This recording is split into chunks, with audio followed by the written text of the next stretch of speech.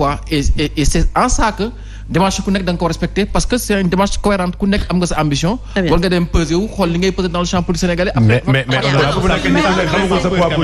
rencontre boobu ça fait peur et actuellement les Sénégalais ont besoin de savoir lan moo xew.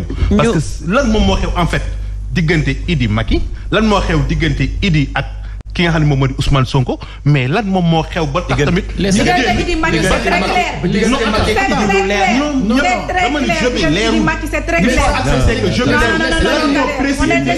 non lan moo précipité dialogue bi. dialogue bi en fait on a besoin de savoir parce que les combines là dafa war a jeex. les partis font leur choix.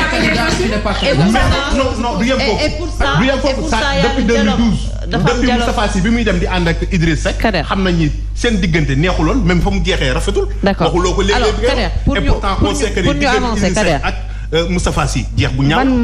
pour ñu avancer il y a des coalitions stratégiques. s'il vous plaît. On passe au dialogue quoi. Il faut qu'on cesse les coalitions stratégiques. Président de la République dafa tendre la main. On va y revenir. Dafa tendre la main à l'opposition. Force vive de la nation, je dirais. équilibré wul pour un dialogue.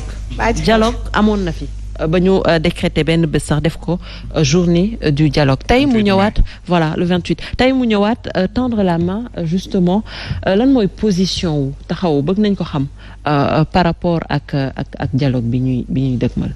mais ñun suñu position c'est très clair. je pense que wax nga ko dialogue njëkkoon na fi am. ñu dem si avec sincérité et su ngeen fàttali ko à l'époque président Khalifa mu ngi woon ci prison bi. mais qui avait fait le discours d'ouverture c'était Soham Wardini. ba ñu jàpp ni dafa amoon négociation autour wala demee noonu. au finish on a vu que dialogue lu mu jur mooy ça a permis de régler le cas Karim Wade. ñu demaat fi dialogue politique dem négocier on pensait que dina egg mais finalement lu mu jur mooy on n'a pas trouvé de solution sur le parrainage on n'a pas trouvé de solution sur les candidatures. La seule chose bu retenir mooy que l'élection du maire au suffrage universel direct. La dernière fois toog ngeen dégg le président Macky Sall mu génn bon kenn laaju ko kenn wax ko mu ne on va essayer de trouver une solution pour xool comment Khalifa Sall ak Karim Wade la ñuy bokk ci élection yi. Là il sort encore pour parler du dialogue. Ñun on prend ça comme une démarche encore du président. C'est le président de la République. Quoi qu'on puisse dire dans les dispositifs du code électoral wala dans le dispositif juridique actuel c'est lui qui est le maître du jeu.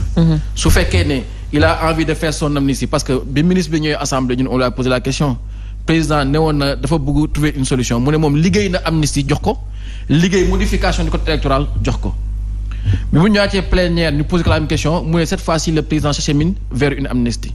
Aujourd'hui si le président va faire une amnistie par exemple suñu demee dialogue. mu ne amnistie par exemple mais il faudra forcément qu'il dise au Sénégal lan mooy amnistie lan moo nekk si amnistie bi. Parce que l'amnistie ne sera pas pour Khalifa ou Karim, on va amnistier des faits. Est-ce que les gens seront d'accord ou pas? Aujourd'hui, s'il veut modifier le code électoral, c'est à lui de voir est-ce qu'il va le faire. Donc, nous, on ne peut qu'écouter ce qu'il a envie de dire. Et ce qu'on a fait, nous, au Sénat, le président Khalifa a dit à toutes les bases, dem leen ngeen waxtaan, dem leen ngeen débattre et remontez-moi vos positions. Dégg ngeen 2 ou 3 zones qui ont fait des points de presse pour dire au président de dem ci dialogue bi.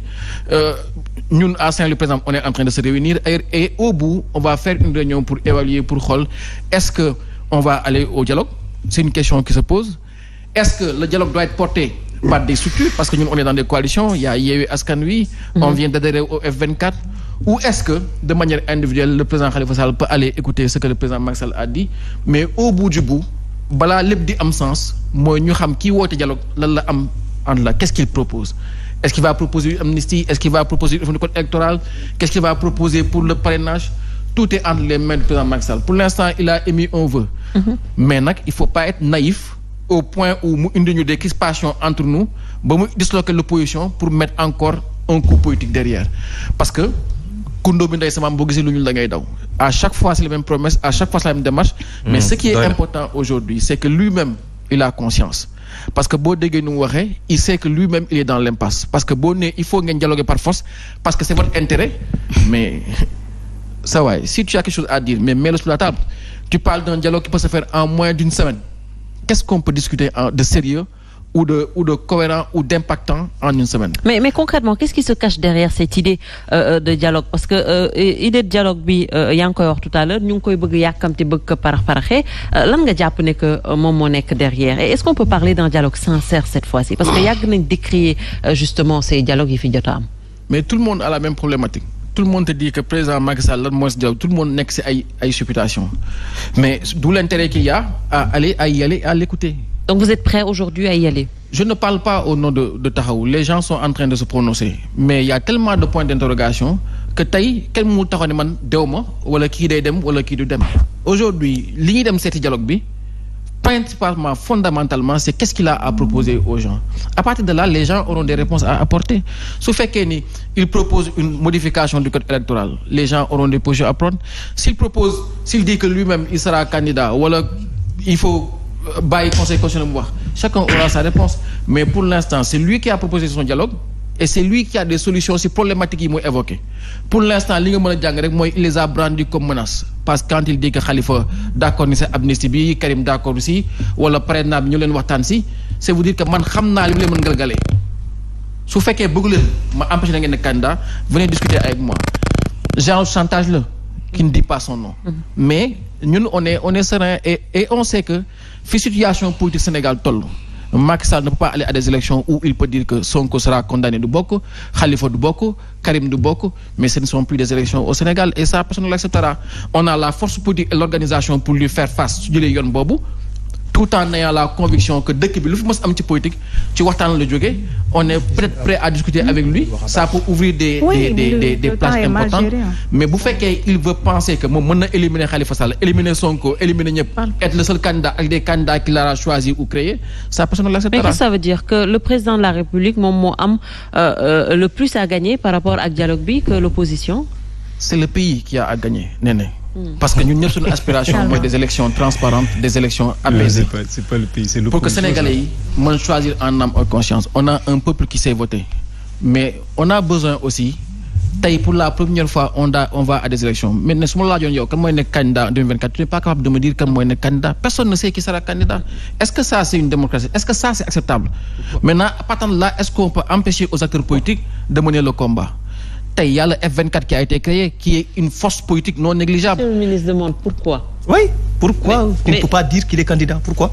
Qui ça? Il y a une cause, tu dis que personne ne peut dire à personne qu'il est candidat. Il y a une cause. Au moins on est sûr d'une chose, président de la République du bokk en 2024. Parce que quand il cite des gens. Ça c'est clair. Voilà. Je te dis, comment tu peux expliquer un acteur politique comme Bougane, qui a eu à parrainer des listes, qui quand même était assis sur une vraie force politique, nga ni ma Bougane mënul réussir le parrainage? Parce que dans ce pays-là, parrainage da ngay dem ut sa parrainage ñoo joxe clé USB ñu dugg ci logiciel bi yëngal ne la yow bokkoo. Kenn mënul la expliquer ban critère la ñu appliquer pour tout le monde peut être éliminé par le parrainage. C'est pas acceptable. Man am na ay acteurs politiques yu am parrainage, man ça m'étonne comment ils ont fait pour l'avoir. Parce que je sais que ces gens-là ne peuvent pas avoir 65 000 parrains au Sénégal. Donc le parrainage aujourd'hui tel qu'il fonctionne est un outil qui peut éliminer tout le monde. Mais ça, s'il veut qu'on en discute, on est prêt à en discuter. Maintenant, est-ce qu'on va continuer comme ça à accepter des élections programmées, paramétrées d'avance? Pour la première fois en 2019, on a vu un peu dire qu'il n'y aura pas plus de 5 candidats. Je vais gagner au premier tour avec 50%. Mais ça c'est appliqué à la lettre. Mais on est dans une configuration où on est allé à des élections locales, le pouvoir a perdu. On est allé à des élections législatives où le président a perdu tous les centres urbains. Aujourd'hui, il veut nous faire croire qu'il y a des élections au Sénégal. Alors, Monsieur le ministre. Non, on n'a pas perdu d'élection. On a perdu du terrain, mais on n'a pas perdu d'élection. Oui, comme ça, il faut tous les pouvoirs. C'est important. C'est important de le relever. Il dit ils ont perdu une élection. On n'a pas perdu d'élection. On a perdu du terrain. On n'a pas perdu d'élection. Ça c'est clair. Vous avez gagné là où vous n'avez jamais gagné. Mais on est majoritaire dans ce pays. Monsieur le ministre. Alors, ñu ngi wax dialogue di xool un peu toujours président de la République di fàttaliku encore bi mu toogee woote woon dialogue ba ne maintenant c'est fini les njuuj njaaj nekkatul ci ay njuuj njaaj mu génnaat bi yoon président de la République nu mu waxee Abba mu ngi koy wax léegi mu mel ni chantage la koy defee président buy toog ne ku façon ku ñëwul wala ku gedd sa yaay ay pour waxaat encore ces mots lan lañ mën a xaar ci dialogue boobu wala sincérité dialogue boobu ak ni mu waxee pour woote dialogue bi. D'abord da nga waroon a tàmbalee nag ci président bi muy wax ni ku gedd sa yaay puisque dafa am une force boo xamante ne ay force politique yu dajaloo ne ñoom dañuy poser condition au président de la République pour mun a participer à un dialogue. Mais c'est tout à fait normal. Poser ay conditions. Première condition nga ne ki lay woo il na du présenté wu nga yaakaar ne yow yaay wut jàmm nga yaakaar ne yow moomu yow yaay wut jàmm président de la république li muy woote dialogue ban intérêt la ci am lan moo bloqué ci réew mi. mais président de la république c'est le garant de la cohésion nationale. monsieur le ministre s'il te plaît ban intérêt la ci président de la république am mais le Sénégal. pourquoi il tout le temps et tout lieu est en train de dialoguer. Ce qui se passe chez vous là-bas à l'Assemblée nationale, quel est le lieu le plus indiqué pour entretenir un dialogue politique? C'est fermé depuis 4 mois. C'est l'Assemblée nationale. Ça fonctionne. Non. Non, l'Assemblée ne fonctionne pas. Très longtemps. Non, l'Assemblée nationale fonctionne. Non, l'Assemblée nationale fonctionne. Mais laissez-le terminer. Je suis membre du bureau de l'Assemblée. Oui, vous sortez aujourd'hui d'une réunion de bureau. Qu'est-ce que vous appelez ne pas fonctionner? Non, toutes les motions de loi qu'on a déposées ont été rejetées. J'ai énormément. D'enquête ont été rejetées. Il n'y a rien qui a été tenu. Je peux revenir. Je peux bien revenir. Je suis membre du bureau de l'Assemblée. Il n'y a rien qui a été tenu. Je peux revenir sur tout ce que vous avez discuté aujourd'hui en réunion de bureau. Vas-y. Vous en avez discuté. De quoi? Oui, de ce que vous aviez proposé comme ordre du jour. Oui. Je ne reviens, c'est pas ça l'ordre du jour. Je ne suis pas en train de parler de ça. Mais ce que je te dis, c'est que l'Assemblée nationale, si vous êtes réunis aujourd'hui, c'est parce que ça fonctionne. Ah bon? Oui. Ça le fonctionnement de l'Assemblée. L'Assemblée nationale fonctionne. Allez-y. Il n'y a aucune décision prise. Il n'y a rien qui bloque à l'Assemblée nationale. D'accord, au niveau du Haut Conseil des collectivités territoriales, c'est un dialogue des territoires. Non, ça n'existe même pas. Ça n'existe même pas. Attendez, ça n'existe pas. La commission du dialogue national. Le président de la République qui reçoit les organisations professionnelles et les organisations syndicales, les organisations patronales. Ça c'est pas le dialogue. Le Sénégal a toujours entretenu un dialogue là où c'est fait. Maintenant, il peut y avoir un dialogue ou des concertations exceptionnelles convoquées par le président de la République ou invitées par le président de la République par rapport à des sujets bien déterminés. Aujourd'hui, qu'est-ce qui se passe? Qui gagne le plus en allant aux concertations appelées par le président de la République? C'est cette opposition qui a des problèmes. Le président n'a aucun problème, lui. C'est sûr. Le président n'a aucun problème. C'est vous, votre candidat, qui a un problème. Président de Diamono. Non, déglou-moi rek. Président. C'est son candidat, Khalifa Sall, qui a un problème d'éligibilité. On n'a pas de problème. C'est ñoom ci niñ koy waxee. Il y a des gens qui ont maillé avec la justice. Il peut y avoir des conséquences qui en découlent. Je ne suis pas là-bas. Yegguma foofu. Non, demal sa xel lim la joxe. Non, demal rek tamit. C'est ça. Non, demal non. ci li ma ne.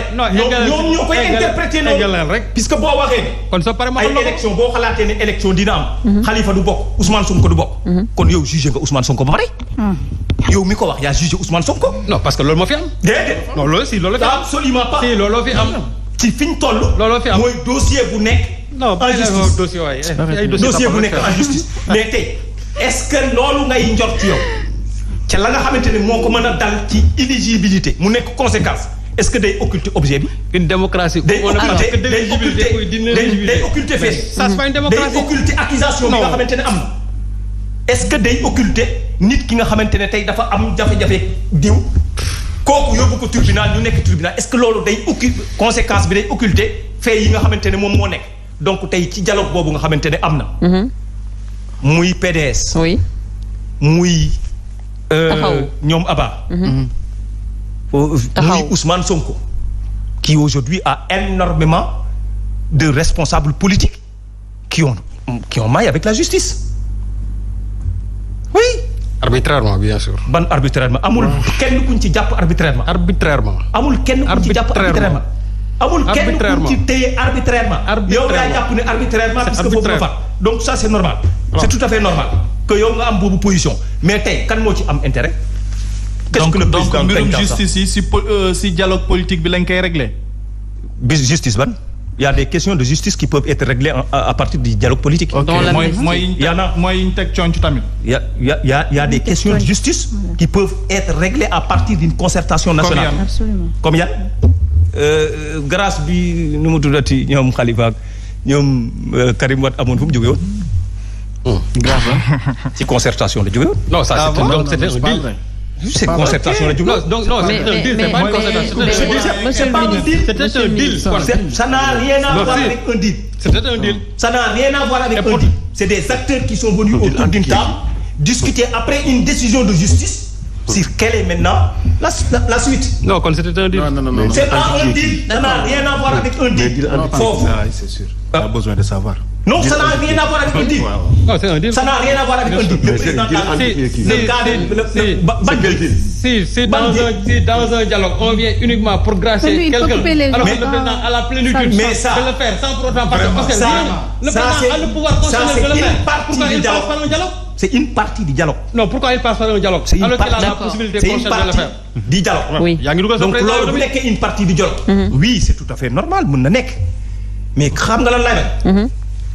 ñii bëgg a jël ne président de la République c'est pas la première fois muy woon nit ñi ci dialogue. ci la dëkk. di woon nit ñi ci ay concertation. donc bu leen imaginer benn yoon que président dafa am jafe-jafe wala dafa amul benn jafe-jafe. président de la République amul. lan moo waral dialogue bi. lan moo koy waral puisque ñoom ñoo am jafe-jafe. ñoom seen problème la bëgg a régler ñoom. mais président n'a aucun problème. Pourtant ils ne sont pas demandeurs. il n'a aucun problème ñoom ñoo fi nekk. Pourtant ils ne sont pas demandeurs. bëgg a jël réew mi en otage puisque. ku ci nekk ci ñoom. am nga jafe-jafe ak justice. oui. Khalifa Sall. jafe-jafe la am ak justice. ba ñu jox ko décision. oui. Donc c'est pas le président de la République qui est c'est pas le président qui est inéligible. C'est pas le président qui a été condamné. Non, le président moom. C'est Khalifa Sall qui a été condamné. Aujourd'hui kan moo am problème ak justice kan moo nekk nii ay dossier justice ci. mën naa ñëw foofu. C'est pas justice. Ousmane Sonko lan lañ ko toppee. yéen seen problème yëpp ci justice bi ngeen bëgg a régler. Il faut aller dans le fond de la discussion. loolu suñu problème. Il faut aller dans le fond de la discussion. yow Mame Mbaye Niang yow ñëw jàppale yow ne la yow sëñ Babacar yow da ngaa sàcc nangam ak nangam léegi loolu yoonee Macky Sall. non mais arrêtez nag. alors quoi am na loo xamante ne yàlla yéenewul maanaam quoi. en toute sincérité yéenewul maanaam. monsieur le ministre un journaliste. oui boo xamante ne dafa ñëw taxaw. wax la ne tey procureur bee wax nangam ci procureur. kooku ñu woo ko lu ci yooni président Macky Sall. lu ci yoonam. lu ci yooni président Macky Sall. lan mooy yooni président Macky Sall yow nga taxaw wax ku la neex na nga ko waxee nam la neexee. kooku yóbbu la justice nga ne Macky Sall. mais reviens dans le sujet. waaw man li ma bëgg a wax mooy. yaa ngi wax tout à l'heure que opposition n'est pas demandeur. que pour le président Macky Sall moom moo invité opposition pour que ay dialogue parce que opposition bi ñoom ñenn ñi dañoo am ay jafe-jafe. mais président de la République il a plus à gagner que l'opposition fi ñu toll nii. qu'est-ce qu'il a gagné parce que actuellement bëgg na valider candidature am bi ñu jëm nga xam ne seen ñëpp taxaw non attends ma ñëw dama ñëw non may ma ñëw fa laa jëm. dialogue national bi am na ci lu mu ciy gagné. lu mu ciy non. kenn du dégg loolu actuellement ñi nga xam ne seen candidature dafa nekk en danger ñoom ñoo bëgg a organiser ak aussi le président de la République candidature bi pour que mu jàll il faut que peuple bi accepté ko il faut que aussi conseil constitutionnel wax ci donc pour loolu il faut que mu am bàyyil ak jàppal et ce bàyyil ak jàppal c'est un deal à ciel ouvert moom ngeen nekk di organiser opposition bi ak yéen parce que actuellement ñi nga xam ne dañu am ay problème avec la justice ak candidature Macky Sall bi nga xam ne ni leeragul te wóoragul te su leeroon day doxal mais ñàkk a leer ak ñàkk mën a bokkam moo tax mu accepter dialogue bi pour que ñu dem ci léegi c'est les Sénégalais malheureusement les honnêtes Sénégalais yi nga xam ne amuñu benn problème nekk ay candidats pour war a dem ci ces élections malheureusement ñoom ñoo nar a perte ci lépp parce que ñoom mais bari na fi ay Thierno Alassane ñoom Malick Gakou Bougane Gueye Dany ak ñeneen mais loolu yëpp est-ce que mën nañu imaginer mais parce que ñoom ñoo war a bañ ñoom ñoo am tey ji sama xalaat xaaral ñëw non bul jàpp non attends Pape dama la bëgg a wax président Macky Sall bokkul ci dialogue mais loolu moom mooy xoolal bokkul ci dialogue national. et pourtant condition la bu ñu posé. bul jaxase condition la ñu dialoguer si loolu. bokkul condition la condition posée parce que dañu xam ne moom mooy sujet partie des sujets. yi nga xamante ne mais il y a des entités qui posent cette question. non du ci bokk. moom mooy xoolal mooy bokk mooy ci fin du ci bokk xam nga lan moo mun a tax tey amnistie bokk ci li nga xamante ne dañ koy waxtaanee. oui puisque loolu président de la République mën na ko def mën na ko initier. mais président de la République mën naa initier mën naa valider candidature jàpp. non mais il faut que ministre de la justice jox naa ko instruction mu président de la République mën naa valider candidature jàpp. Pape dans mon pays. ma ne moom ngeen ñu def. lan la ñuy def depuis bi ngeen fi toogee ba tey 2019 c'est ce que vous avez fait, vous avez sélectionné les candidats qui doivent partir à la présidentielle. kon ñun ñoo sélectionné Sonko aux législatives vous avez sélectionné les candidats qui doivent les listes qui doivent partir. la position quels sont les enjeux aujourd'hui? n'a pas quand même réussi merci monsieur le ministre. Merci monsieur le ministre. mais gis nga Abass bi muy wax ba jël exemple ci parrainage bi clin d'œil dong la. Quel clin d'œil? ci Bougane. mais problème yi mu waroon a wax mooy son candidat li bi da koo occulté ba pare bëgg a wax li ñu war a régler problème yi parrainage def clin d'œil à Bougane. mais parrainage ñun ñoo ko accepté.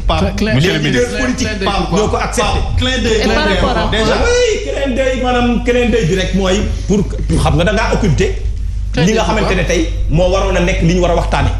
clin d'œil sur quoi en fait? li ñu war a waxtaan li ñu war a waxtaan. mooy dañu am amnistie wala déet. C'est que Pape il est en train de mélanger beaucoup de choses. D'accord, monsieur le ministre. Merci monsieur le ministre. Serigne Saliou, ce que je te dis est très clair. dinaa la tontu xaaral. Maanaam Bougane. D'accord monsieur le ministre. benn problème la am mooy parrainage. Non. Non, c'est ça. C'était ça. C'est organisé. C'est volontaire. C'est organisé volontairement ci yéen ni nga ko bëggee parce que laissez-moi parler. léegi man waxuma ne Bougane nangam critiqué wu ma Bougane. dama wax ne le problème que j'ai constaté. oui li tax bokkul élection présidentielle. benn problème la parrainage la. lañ ko recalé wuñu ko pour dossier de justice. D'accord maintenant kenn waxu ko ne. D'accord il est inéligible. monsieur le ministre. Monsieur le ministre. Parrainage lañ ko arrêté. Monsieur le ministre on va. il règle le parrainage. su fekkee du seen problème. non j'ai la parole maintenant. moom amul problème justice. Serigne Saliou. quels sont les enjeux aujourd'hui suñu wootee waxu dialogue ban enjeu le dialogue bi mën a am à l'instant T à 10 mois peut-être de l'élection présidentielle. n'a aucun enjeu fi ñu toll nii. dialogue bi xam nga lu ko tax a jóg fracturer Yewwi Askan Wi tout simplement. Comment ça?